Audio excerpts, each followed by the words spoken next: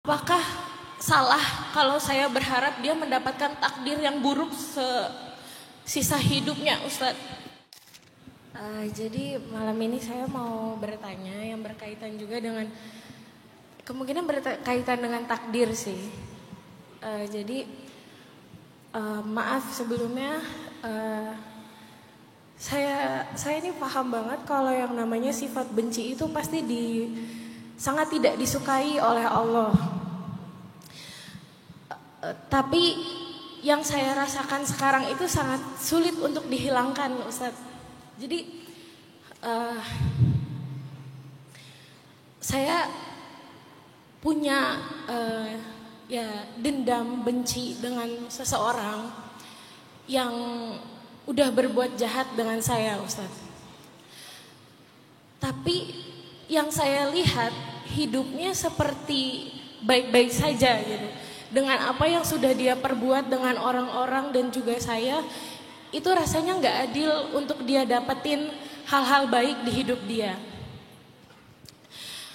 Sampai saya tuh coba untuk sholat tahajud, istikharah, saya minta jawaban dari Allah. Apa saya harus terus-terusan ngebenci dia, atau saya harus coba untuk maafin dia?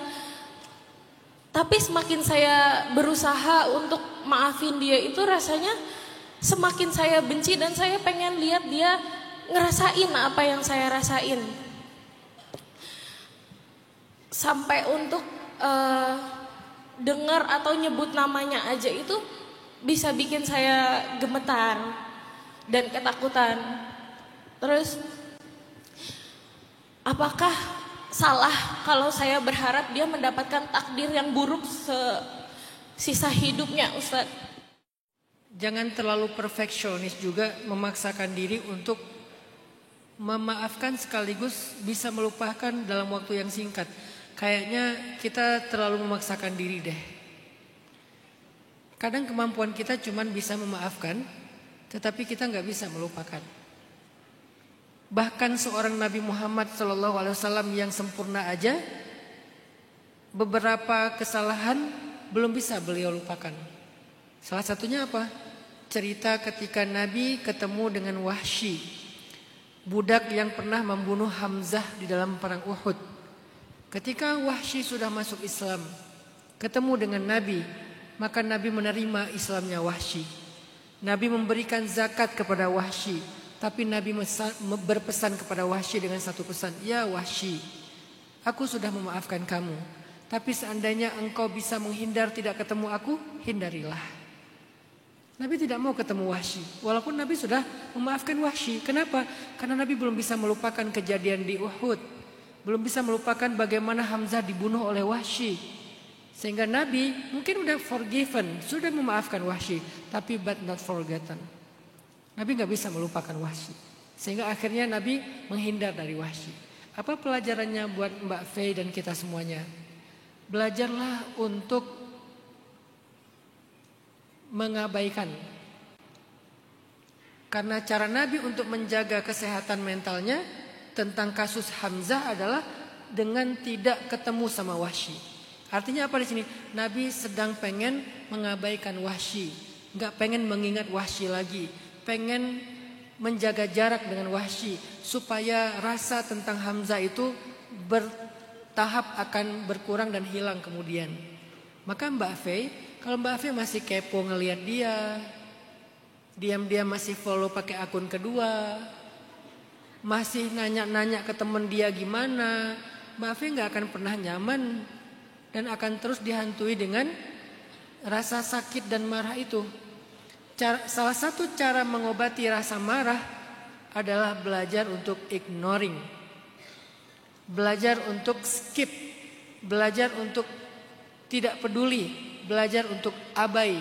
Dalam bahasa Al-Quran disebut wahjurhum hajran jamila, tinggalkan mereka dengan cara baik-baik, tinggalkan saja. Nanti akan sembuh sendiri marahnya, walaupun belum bisa melupakan, minimal gak keinget kan? Orang yang belum melupakan selama gak keinget masih normal. Yang bahayanya kan keinget. Kita nggak lupa dengan sesuatu yang begitu berkesan dalam hidup kita, baik atau buruk. Tapi kalau nggak keinget aja udah cukup kan? Kalau itu keburukan, nggak ada yang men-trigger kita ingat itu lagi. Caranya gimana?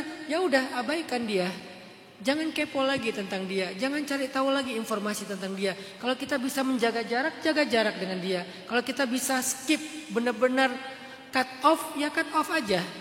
Demi kesehatan mental kita sendiri. Dan itu ada di Al-Quran. Wahjurhum, kata Allah, tinggalkan mereka.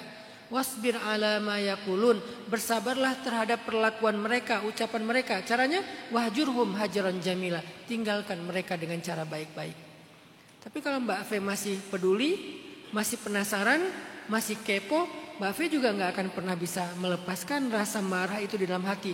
Dan siapa yang paling rugi dengan rasa marah itu? Mbak Ave sendiri, kita sendiri. Memangnya marah kita di dalam hati itu merugikan dia? Enggak sama sekali. Orang dia enggak ada sangkut paut lagi dengan marahnya kita. Yang rugi siapa kalau gitu? Kita sendiri. Kemudian yang kedua, boleh enggak Ustadz saya berharap dia dapat takdir buruk? Tergantung. Kalau kita benar-benar terzalimi, ingat doa orang yang terzalimi itu tidak ada hijab di sisi Allah. Walaupun dia kufur kepada Allah sekalipun. Orang yang kufur nih, orang yang enggak beriman sekalipun, kalau dia dizalimi, maka doanya itu enggak ada hijab dengan Allah. Walaupun dia enggak beriman. Misalnya kita menyakiti saudara kita non muslim, dia enggak beriman, kita sakiti dia, kemudian dia bilang, ya Allah Tuhannya fulan, dia menzalimi saya, hukumlah dia, karena dia hambamu. Allah akan menghukum kita. Jadi enggak boleh zalim kepada siapapun, mau muslim mau non muslim, pokoknya siapapun, manusia, makhluk Allah yang lain kayak hewan, tumbuhan. Begitu kita zalim, maka doa yang terzalimi itu akan mengenai kita. Mbak Ave punya kesempatan itu. Tapi kalau saya nih, boleh setuju boleh enggak ya? Karena saya juga pernah dizalimi dong, manusia. Dan mungkin saya juga pernah zalim sama orang lain, manusiawi. Kalau saya sedang dizalimi orang, saya tahu saya punya sebuah kesempatan doanya tidak ada hijab. Maka daripada saya mendoakan dia, mending saya doain diri saya sendiri. Kalau saya tipenya gitu.